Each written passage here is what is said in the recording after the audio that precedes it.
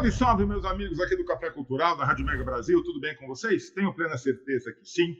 Mais uma vez, aqui abrindo câmeras e microfones para bater um grande bate-papo sobre arte, sobre cultura, sobre coisas que nos fazem bem. Eu sempre falo, viu, Bechara, que bater papo sobre cultura, sobre arte, faz a gente ser pessoas melhores. Esquecer um pouco de política, de economia, das bagunças do dia a dia e pensar em coisas que nos fazem bem. Isso que é importante. Sim, sim. Apesar de que eu acho que para a cultura, para o ambiente da cultura, convergem todas essas... Não, sem dúvida. Mas converge a parte positiva, não a parte negativa. Isso que é importante.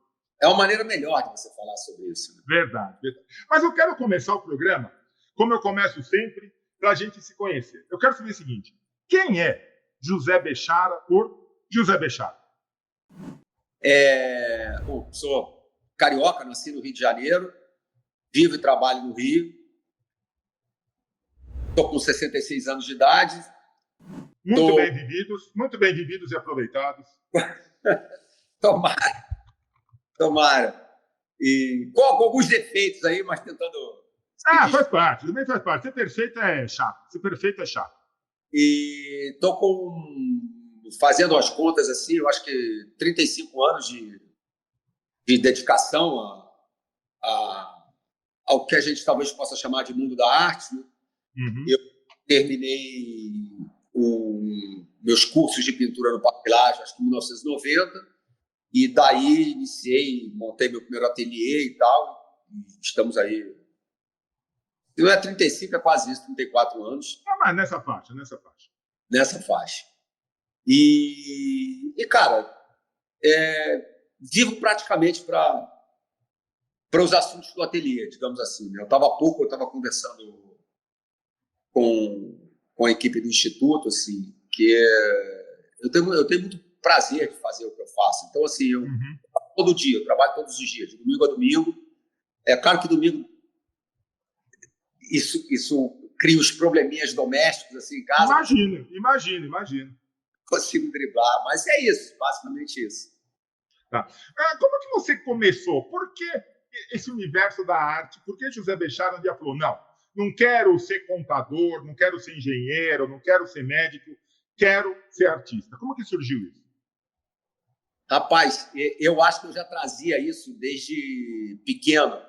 Eu fui descobrir já muito adulto, eu não sabia disso, que eu não me lembrava. Eu, com 5, 6 anos de idade, já desenhava e tal. Olha só. E eu fui descobrir que o meu pai pediu à minha mãe para me colocar em escolas de desenho e tal, desde aquela época. Mas não foi isso que eu senti. Na verdade, eu antes de me dedicar à arte, eu comecei a vida com outro trabalho. Com 18 anos, eu trabalhava com terno, gravata, comércio. E eu comecei... Eu diria que comecei um pouco tardiamente, comparado com, digamos assim, a faixa etária da turma que se lança a produção de arte, estudos e tal, um pouquinho tarde, mas houve um momento na minha vida que me deu vontade de mudar tudo. Para falar francamente, o que aconteceu foi o seguinte: aos 18 anos, meu pai morreu. E quando ele morreu, ele tinha um escritório de comércio, né? E eu não sabia o que fazer com aquilo. Eu era o mais velho. Eu falei, eu não sabia vender um pente. Como é que eu vou coisa dessa? E eu achei que a melhor maneira de homenagear ele, né, que é uma pessoa da qual eu sinto falta até hoje. Pra você ter uma ideia, já tem 50 anos que ele faleceu. E eu resolvi assumir as coisas para não ver aquilo se perder. Porque, enfim. E eu acho que chegou um certo momento da minha vida que eu conversei um pouquinho. Eu converso com ele até hoje. Mas houve um momento... Seu menor problema. Que eu falei, pai, eu acho que a homenagem está feita e está na hora de eu seguir uma outra coisa que me interessa mais. E que era...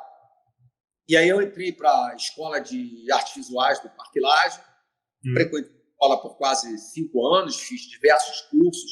E aos pouquinhos, né, essas coisas foram se adensando. Quer dizer, o meu interesse pelas coisas da arte, pela produção, pelos conflitos, pelos problemas, pelas dificuldades, pelos desafios, né, internos e externos. Isso tudo foi mais volume, né? O interesse pelo conhecimento específico, né? Tudo foi ganhando mais volume. Então, houve um momento de estalo, realmente, em que eu me despedi de uma vida que tinha e me aventurei nessa, né? Mas quando eu fiz isso, eu não sabia que eu me tornaria um artista com uma agenda, com relações com o circuito. Eu apenas comecei a fazer isso por muita vontade de fazer. Mas as coisas foram tomando volume. Então,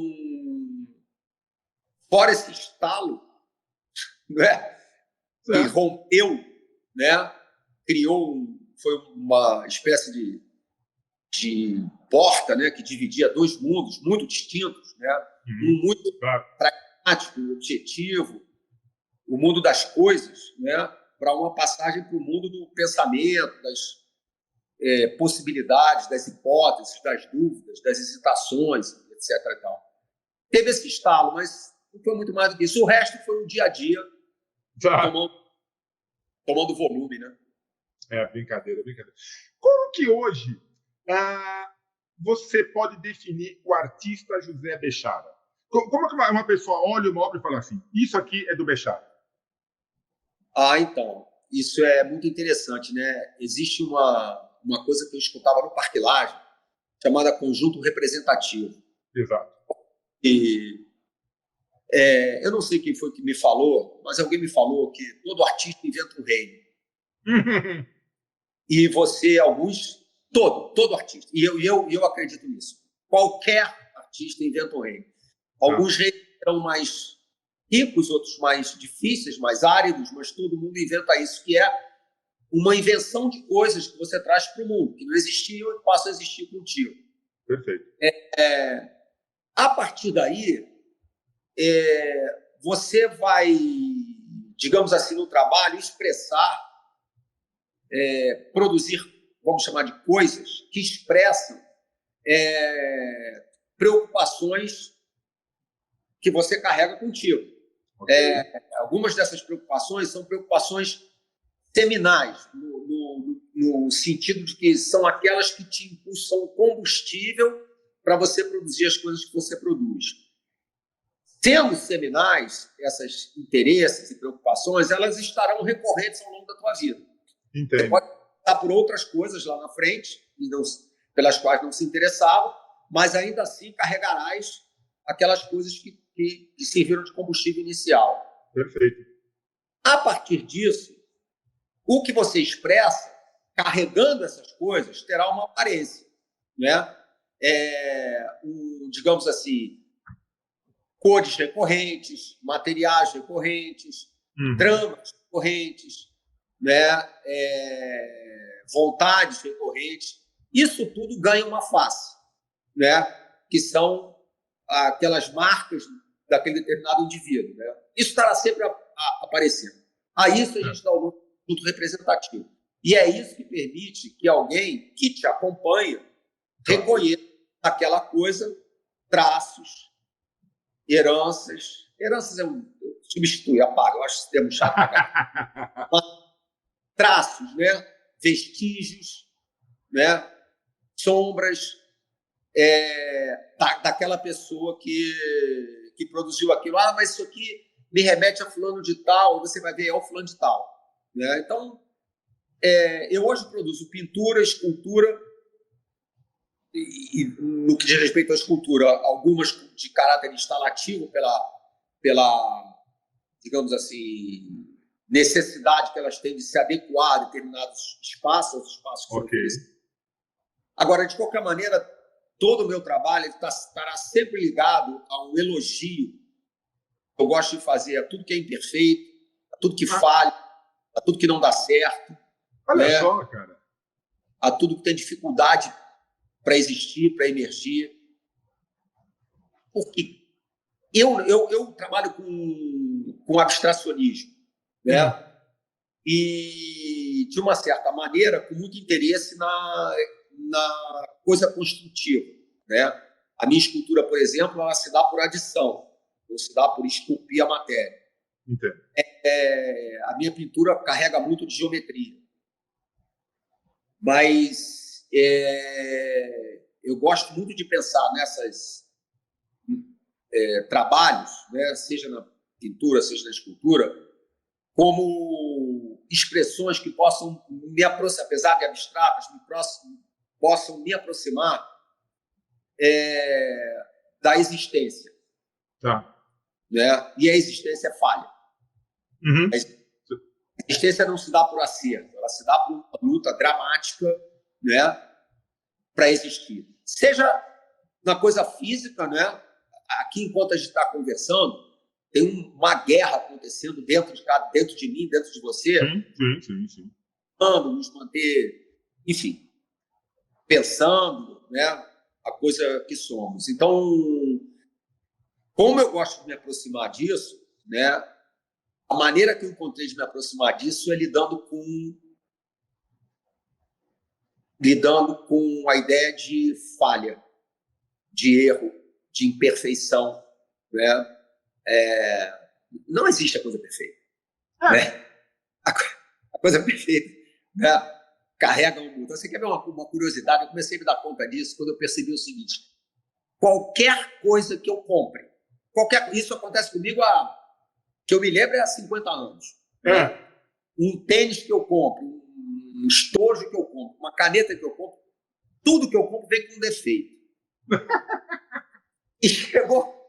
Isso é tão comum que no começo eu ainda voltava na loja e queria trocar. Depois de um certo tempo eu comecei a aceitar aquilo como constitutivo. Né? É comigo, não tem jeito. Né? E não tem. E não vai, assim, você vai trocar a caneta que veio com defeito, a outra também vai ter defeito.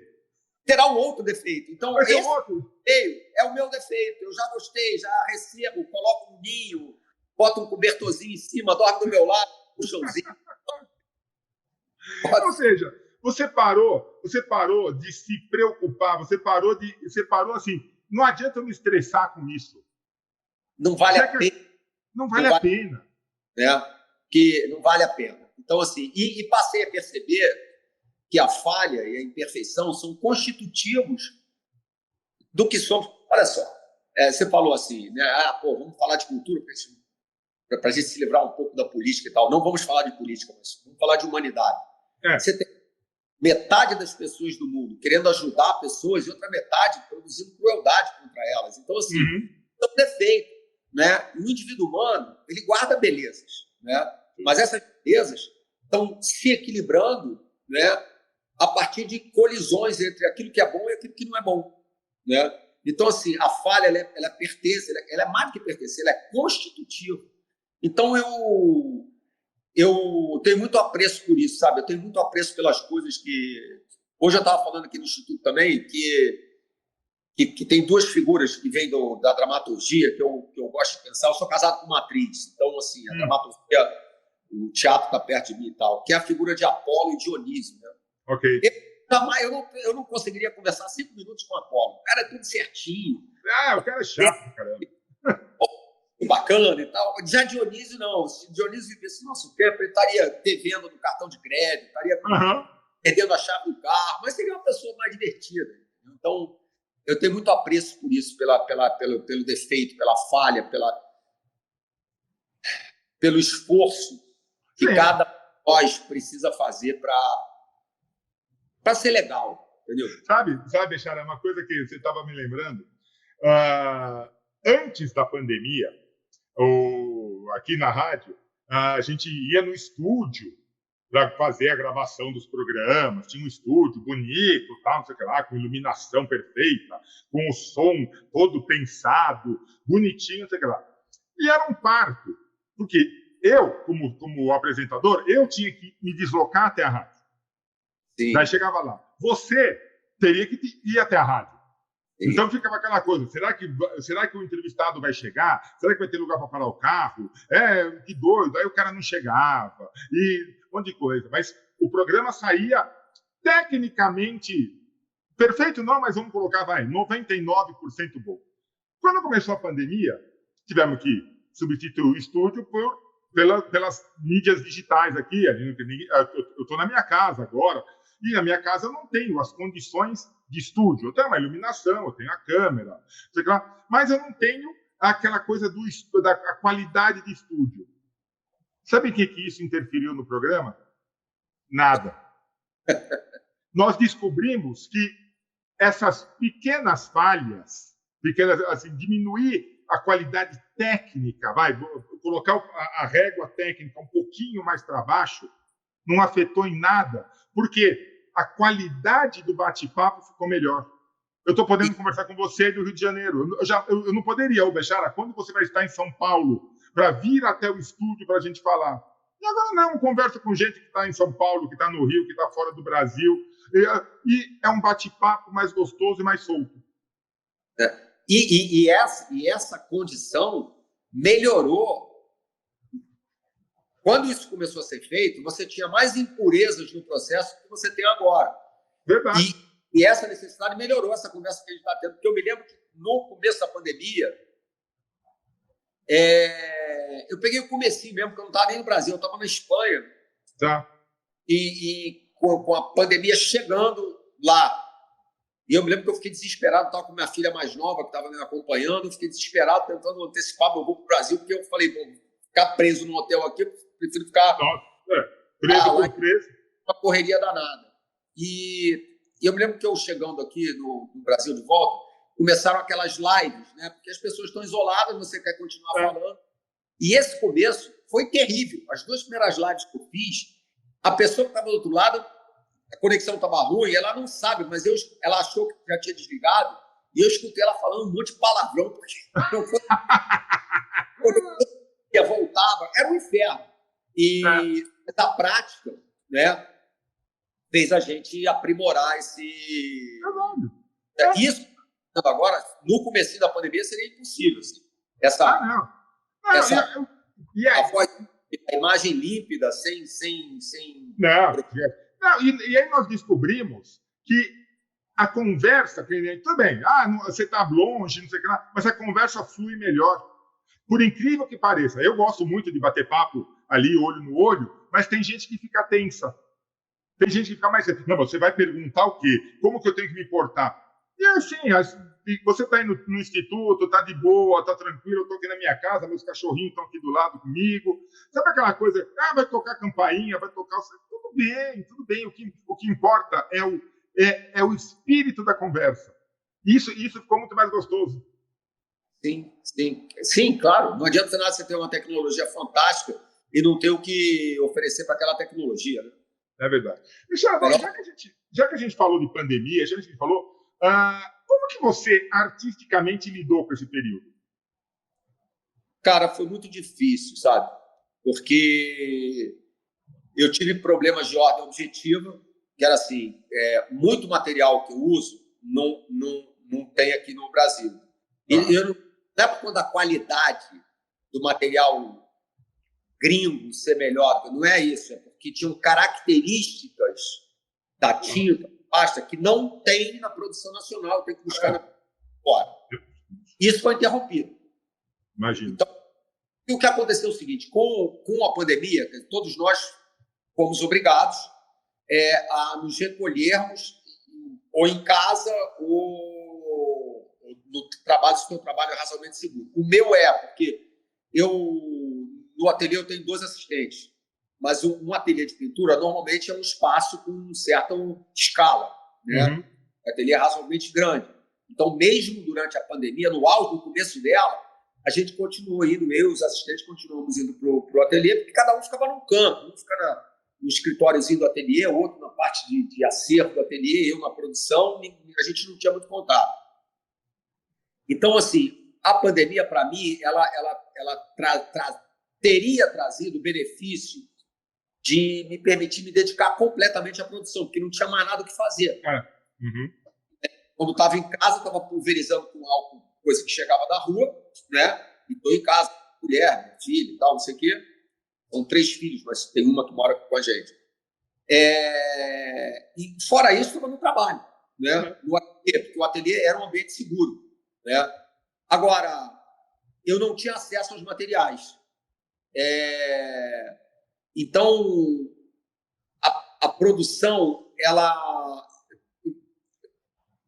E muitas das vezes eu gastava um tempo razoavelmente grande fazendo anotações, pequenos rabiscos e tal, porque não tinha material para trabalhar. O material era mais difícil.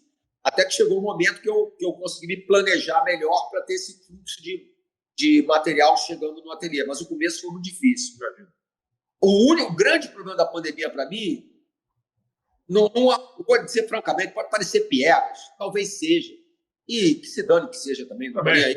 Que é o seguinte, a pandemia, o sofrimento que a pandemia me trouxe foi porque não tinha as condições que eu tinha. Tá, te entendo. Trabalhar ali, entendeu? O cara num camelô, num calor infernal, na Praça da Bandeira, no Rio de Janeiro, sendo obrigado a estar ali exposto a tudo. Eu estava muito seguro, né? Eu tive Covid 2 vezes depois de vacinado. Olha só, cara. Ninguém gripou em casa, a gente era muito seguro, porque a gente tinha condições de ficar seguro. Então, assim, aonde a coisa da pandemia me pegou mais foi do ponto de vista, digamos assim, espiritual, intelectual, né? Porque a preocupação em saber como é que resolve, aquela bandadeira que a gente viveu no Brasil naquela época, né?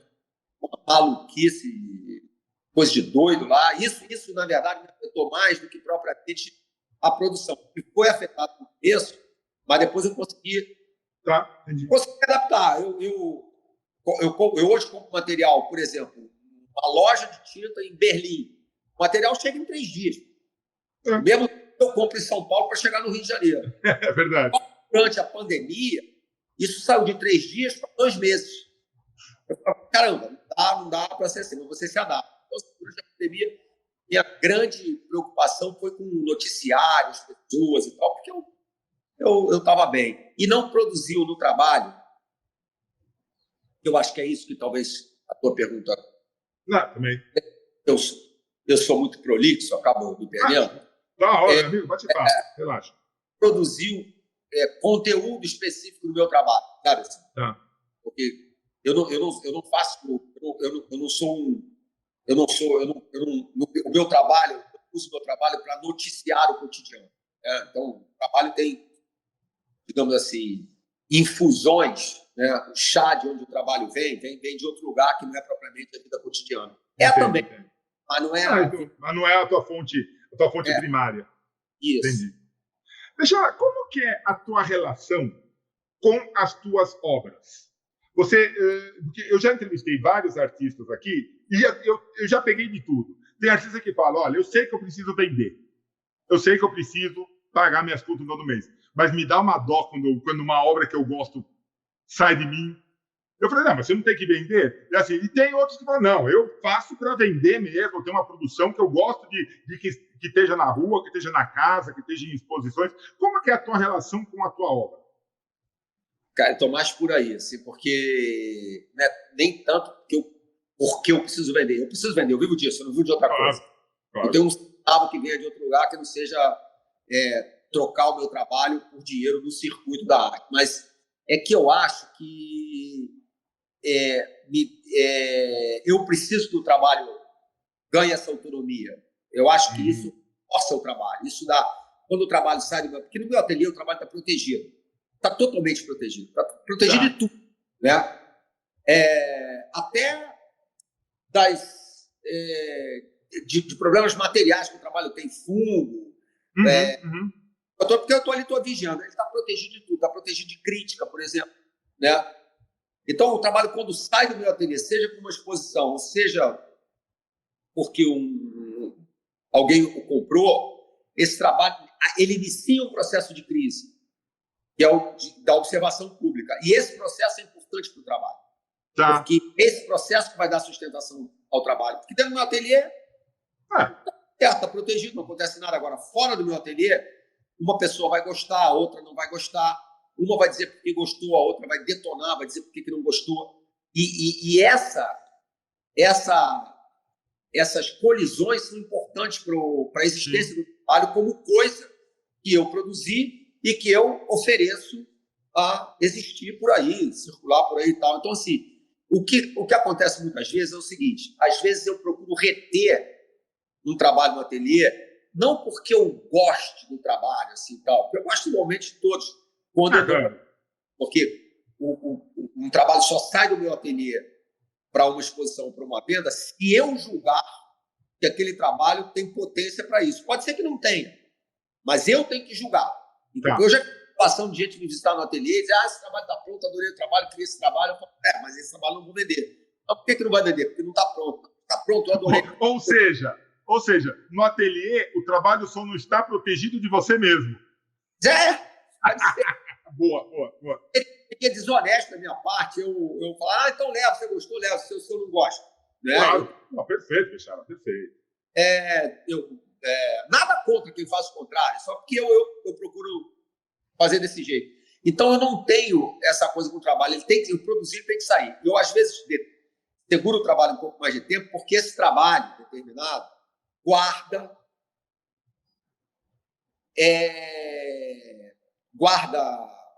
condições, digamos assim, ou questões que eu não compreendi ainda quais são, importante que eu compreenda para o trabalho por vir. Entendo. Legal. Olhar mais para ele, para tentar entender o que é que tem aqui que me interessa de verdade e que vai me ajudar na produção seguinte, né? No próximo trabalho. Aí eu seguro o trabalho um pouquinho e tal, mas eu não tenho essa coisa de o trabalho eu faço para... Tem que circular mesmo, né? É assim que ele existe. É verdade, por aí. Quer dizer, adianta muito ele ficar, nossa, adorei, vai ficar aqui. Chega uma hora que você não tem mais espaço. Não, é por aí mesmo. É uma produção estéril, porque quando o seu trabalho está circulando, ele está afetando pessoas, né? Sim. E isso é que dá... É isso que garante a existência do trabalho, sabe? Ou, de repente, você está no ateliê, alguém te liga da universidade, não sei o quê e tal, você que é o José Bechara e tal, olha, meu nome é fulano de tal, pessoa que eu nunca vi na vida, olha, a minha monografia vai ser sobre o seu trabalho, a minha tese vai falar sobre o seu trabalho, queria fazer uma entrevista contigo e tal, não sei o quê. Então, isso é porque o trabalho foi visto. Claro. Eu tive um professor do Parque Lage, foi um grande professor, é professor até hoje, chama-se Charles Watson. Ele dizia, tem coisas que a gente esquece até quando é criança, a gente escuta, nunca mais esquece, não sabe por quê, que bateu fundo, né? E ele dizia uma coisa que é o seguinte: a importância do teu trabalho está diretamente ligada ao grau de contribuição que aquele trabalho oferece para a sociedade ao redor. Essa sociedade pode ser uma sociedade minúscula ou uma sociedade muito grande, né? Mas não importa, ele tem que impactar ao redor. Se ele afeta ao redor, beleza, você fez alguma coisa, você contribuiu, né? Então, assim, para a gente tentar isso, né, responder essa ambição, o trabalho tem que circular, então não adianta segurar ele. É verdade. Mas, então, como é que... Vá. Aí eu fico com o pé. Como é que você vê? Nós passamos por anos muito difíceis, e não somente por causa de pandemia, mas por uma falta de incentivo total à cultura, à arte, à manifestação das pessoas. Como é que você vê o atual momento para a arte, para a cultura? Você olha para frente e fala assim, a gente vai ter mais espaço, a gente vai ter coisa boa vindo por aí, ou ainda a gente está muito... É melhor ainda a gente pisar com calma nesse terreno? No que diz respeito à arte, e a isso que você, se eu entendi a tua pergunta, eu não acho que tem que ir com calma em lugar nenhum, não. Tá, gostei. Eu acho que a gente deve abundar. Eu acho que grande parte do problema de alguns problemas que a gente vê hoje no mundo da arte, da cultura, os embates que a gente sofre e tal, são porque a gente está abundando, mas ainda não antes, né? Fala-se mais de arte e cultura hoje do que se falava há 50 anos atrás. Tá. E alguns gêneros estão deixando de ser exclusivos de uma elite pensante e passando a se espalhar mais pelo mundo. E aí você pode enfrentar algumas questões, alguns problemas, que é o da qualidade. Tá. E daí a qualidade virá com abundância também, porque a abundância gera isso. Eu, quando saí do Parque Lage, eu escutava coisa, uma bobagem. E eu sempre achei que era bobagem, mas agora Você tem certeza? Eu vi um vídeo no Instagram esses dias desse mesmo professor Chaves, que eu converso ainda e tal, que fala sobre isso. Eu comecei essa minha vida e diziam assim: artista não pode produzir muito, tem que produzir pouco, senão a qualidade diminui, porque se você está produzindo muito, a sua qualidade... E eu ficava pensando assim, eu nunca escutei uma bobagem tão gigantesca quanto essa estupidez. A pessoa tem capacidade de falar qualquer coisa, mas eu vou falar uma estupidez dessa. O que quantidade, o Charles Watson diz, está coberto de razão, quantidade é qualidade.